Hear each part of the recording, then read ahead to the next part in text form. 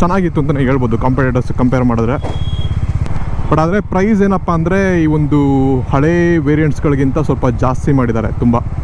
RTR 160 ಹೆಂಗಿದೆ ಅಂತ ಹೇಳಿದ್ರೆ ಈ N160 ಮತ್ತು ಹಳೆ 160 RTR 160 ಎರಡು ರೊಮ್ಯಾನ್ಸ್ ಮಾಡಿದಾಗ ಬಂದಿರೋ ಬೈ ಪ್ರಾಡಕ್ಟ್ ಥರ ಇದೆ. ಇದನ್ನೆಲ್ಲ ಕಣ್ಣಿಂದ ನೋಡಿ ಕಂಗಾಲಾಗ್ಬಿಟ್ಟಿದ್ದೀನಿ. ಹಾಯ್ ಫ್ರೆಂಡ್ಸ್, ಎಲ್ರಿಗೂ ನಮಸ್ಕಾರ. ಮತ್ತೊಂದು ಹೊಸ ವೀಡಿಯೋಗೆ ಸ್ವಾಗತ. ನಮ್ಮ ಒಂದು ಇಂಡಿಯಾದಲ್ಲಿ 160cc ಸೆಗ್ಮೆಂಟ್ ಅಂತ ಬಂದಾಗ ತುಂಬ ಸೇಲ್ ಆಗೋವಂಥ ಒಂದು ಬೈಕ್ ಅಂದರೆ ಅದು ಅಪಾಚಿ RTR 160 ಅಂತಲೇ ಹೇಳ್ಬೋದು. ಏನಕ್ಕೆ ಸೇಲ್ ಆಗುತ್ತೆ ಅಂತ ಹೇಳಿದ್ರೆ ಕಾಂಪಿಟೇಟರ್ಸ್ ಕಂಪೇರ್ ಮಾಡಿದ್ರೆ ಪರ್ಫಾರ್ಮೆನ್ಸ್ ಚೆನ್ನಾಗಿದೆ, ಅಂದರೆ ಪವರ್ ಫಿಗರ್ಸ್ ಚೆನ್ನಾಗಿದೆ, ಮತ್ತು ನೋಡೋಕ್ಕೂ ಅಷ್ಟೇ ಲುಕ್ಸು ತುಂಬ ಚೆನ್ನಾಗಿತ್ತು. ಆ್ಯಕ್ಚುಲಿ ಆ ಒಂದು ಟೈಮಲ್ಲಿ ಅಥವಾ ಇವಾಗಲೂ ಅಷ್ಟೇ ಚೆನ್ನಾಗಿತ್ತು ಅಂತಲೇ ಹೇಳ್ಬೋದು ಕಾಂಪಿಟೇಟರ್ಸ್ ಕಂಪೇರ್ ಮಾಡಿದ್ರೆ ಅಷ್ಟೇ.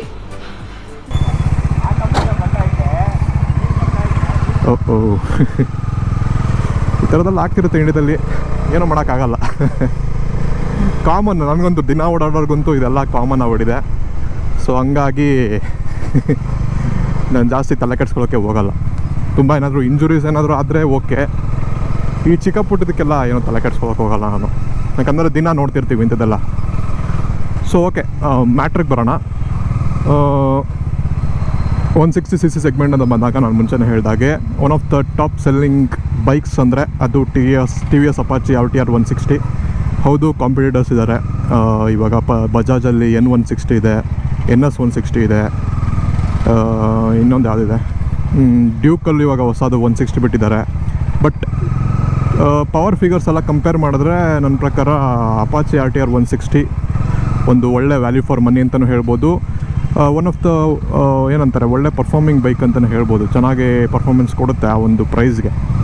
ಸೊ ಹಾಗಾಗಿ ಒಂದು ಒಳ್ಳೆ ಆಪ್ಷನು ಆ ಒಂದು ಸೆಗ್ಮೆಂಟಲ್ಲಿ. ಈ ಒಂದು RTR ಸೀರೀಸ್ಗೆ ಒಂದು ಮೇಜರ್ ಅಪ್ಡೇಟ್ ಸಿಕ್ಕಿದೆ. ಲೈಕ್ ಡಿಸೈನ್ ಚೇಂಜಸ್ಗಳು ಕೂಡ ತುಂಬ ಆಗಿದೆ. ಸೊ ಇದರಿಂದ ಈ ಒಂದು ವಿಡಿಯೋ ಮಾಡೋಣ ಅಂತ ಅಂದ್ಕೊಂಡೆ. ಮೇಜರ್ಲಿ ಯಾವ್ಯಾವ ಬೈಕ್ಸ್ ಅಪ್ಡೇಟ್ ಆಗಿದೆ ಅಂದರೆ 160, ಲೈಕ್ RTR 160 ಮತ್ತು RTR 200 ಎರಡೂ ಆಗಿದೆ. ಓಕೆ, ಏನೇನು ಅಪ್ಡೇಟ್ ಆಗಿದೆ ಮೇಜರ್ ಆಗಿ ಅಂತ ಹೇಳೋದಾದರೆ, ಫಸ್ಟು ಮೇಜರ್ ಅಪ್ಡೇಟ್ ಏನಪ್ಪ ಅಂದರೆ ಒಂದು ಸ್ವಲ್ಪ ಡಿಸೈನ್ ಲ್ಯಾಂಗ್ವೇಜ್ ಚೇಂಜ್ ಆಗಿದೆ. ಡಿಸೈನು ಸ್ವಲ್ಪ ಅಗ್ರೆಸಿವ್ ಲುಕ್ ಕೊಟ್ಟಿದ್ದಾರೆ. ಈವನ್ ಮುಂದೆ ಫ್ರಂಟ್ ಹೆಡ್ಲೈಟಲ್ಲಿ ಏನು ಬರುತ್ತೆ ಅಲ್ಲೊಂದು ಸ್ವಲ್ಪ ಅಗ್ರೆಸಿವ್ ಆಗಿ ಒಂದು ಲುಕ್ ಕೊಟ್ಟಿದ್ದಾರೆ. ಅದ್ರ ಜೊತೆಗೆ ಹೆಡ್ಲ್ಯಾಂಪು ಪ್ರೊಜೆಕ್ಟರ್ ಹೆಡ್ಲ್ಯಾಂಪ್ ಮಾಡಿದ್ದಾರೆ. ಅದು ಬಿಟ್ಟರೆ ಮೇಜರ್ ಇನ್ನೊಂದು ಅಪ್ಡೇಟ್ ಏನಪ್ಪ ಅಂದರೆ ಈ ಒಂದು TFT ಸ್ಕ್ರೀನು, ನಿಮಗೆ RTR 310 ಏನು TFT ಸ್ಕ್ರೀನ್ ಸಿಗ್ತಾಯಿತ್ತು, ಸೇಮ್ TFT ಸ್ಕ್ರೀನು ಇದರಲ್ಲೂ ಕೊಡ್ತಿದ್ದಾರೆ. ಬಟ್ ಅದು higher variant, top end variant ಅಂತ ಬರುತ್ತೆ, ಅದಕ್ಕೆ ಮಾತ್ರ ಈ ಒಂದು TFT ಸ್ಕ್ರೀನನ್ನು ಕೊಡ್ತಾ ಇದ್ದಾರೆ. ಮತ್ತು ಪ್ರೊಜೆಕ್ಟರ್ ಲ್ಯಾಂಪು ಅಷ್ಟೇ ಟಾಪ್ ಎಂಡಿಗೆ ಮಾತ್ರ ಬರೋದು ಅಂತ ಕೊಟ್ಟಿದ್ದಾರೆ. ಸೊ ನೋಡೋಕ್ಕೆ ತುಂಬ ಚೆನ್ನಾಗಿ ಕಾಣ್ತಿದೆ.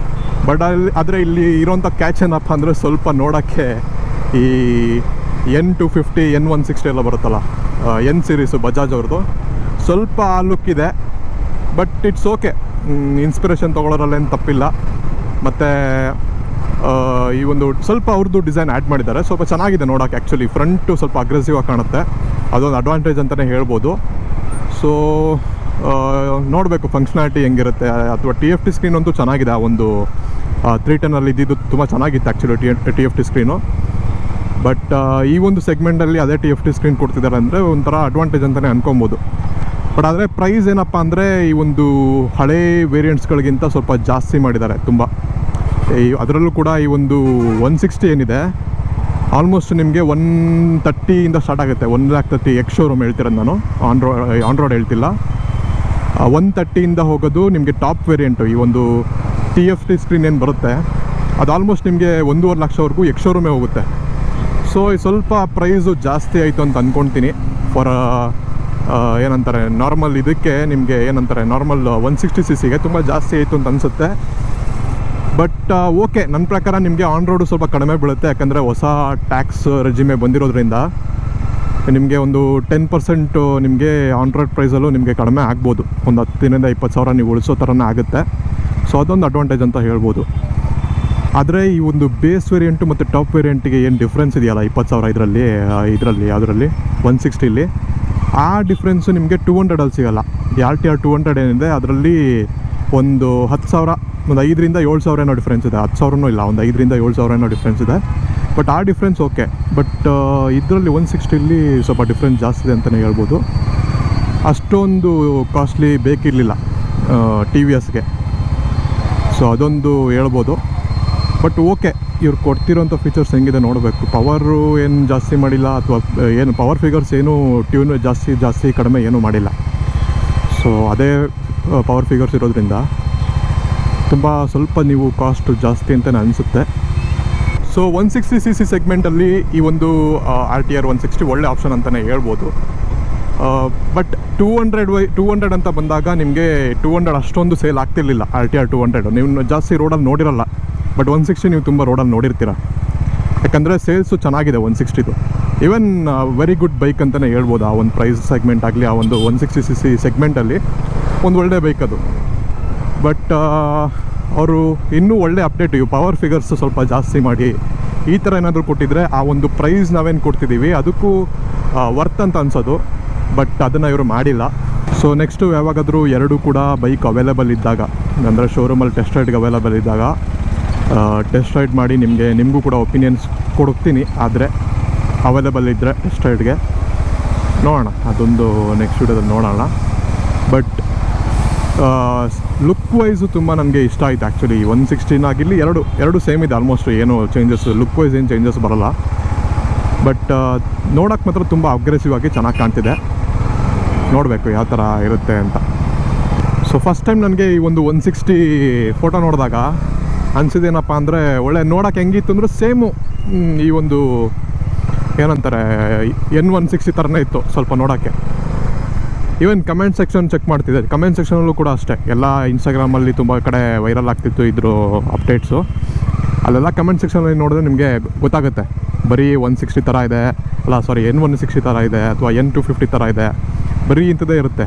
ಹೊಸ RTR 160 ಹೆಂಗಿದೆ ಅಂತ ಹೇಳಿದ್ರೆ, ಈ N160 ಮತ್ತು ಹಳೆ 160 RTR 160 ಎರಡು ರೊಮ್ಯಾನ್ಸ್ ಮಾಡಿದಾಗ ಬಂದಿರೋ ಬೈ ಪ್ರಾಡಕ್ಟ್ ಥರ ಇದೆ. ಇದನ್ನೆಲ್ಲ ಕಣ್ಣಿಂದ ನೋಡಿ ಕಂಗಾಲಾಗ್ಬಿಟ್ಟಿದ್ದೀನಿ.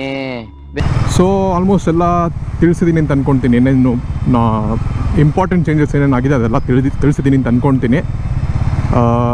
ಇನ್ನೂ ಎಕ್ಸ್ಟ್ರಾ ಡೀಟೇಲ್ಸ್ ಇದ್ದರೆ ಅಥವಾ ಕರೆಕ್ಟ್ ಎಕ್ಸಾಕ್ಟ್ ಪ್ರೈಸಿಂಗ್ ಡೀಟೇಲ್ಸ್ನ ನಾನು ಡಿಸ್ಕ್ರಿಪ್ಷನಲ್ಲಿ ಹಾಕಿರ್ತೀನಿ, ಮತ್ತು ಈ ಒಂದು ಸ್ಕ್ರೀನಲ್ಲೂ ಹಾಕಿರ್ತೀನಿ. ನಿಮ್ಮ ರೆಫರೆನ್ಸ್ಗೆ ನೋಡ್ಕೊಬೇಕಂದ್ರೆ ನೋಡ್ಕೊಳ್ಳಿ. ಆಲ್ಮೋಸ್ಟು ನಿಮಗೆ ಏನು ಇಷ್ಟ ಆಯಿತು, ಫೀಚರ್ಸು ತೊಗೊಳ್ತೀರಾ ಇಲ್ವಾ, ಎಲ್ಲ ನಮಗೆ ಕಮೆಂಟ್ ಮಾಡಿ ನಮಗೆ ತಿಳಿಸಿ. ಅಷ್ಟು ಹೇಳ್ತಾ ಈ ಒಂದು ವಿಡಿಯೋನ ಮುಗಿಸ್ತಾ ಇದ್ದೀನಿ. Okay friends, take care, tata, bye bye. I want to reach 1 million likes. So please subscribe.